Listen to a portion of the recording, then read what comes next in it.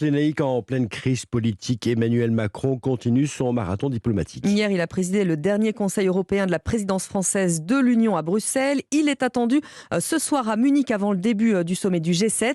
Après son échec aux législatives, on a eu un peu de mal à comprendre ce que voulait faire le chef de l'État. Louis Dragnel, vous nous dites ce matin qu'il a tenté de gagner du temps. Il banalise cet échec.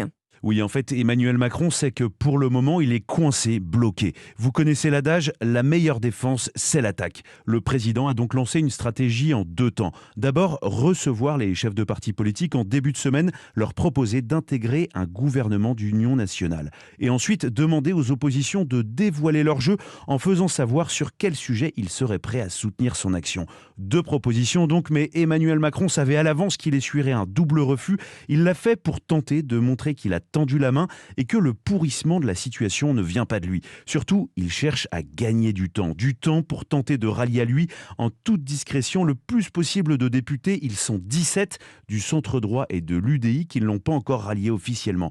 Mais le casse-tête demeure car il lui faut au total 44 députés supplémentaires pour espérer obtenir une majorité absolue. Louis Dragnel, chef du service politique d'Europe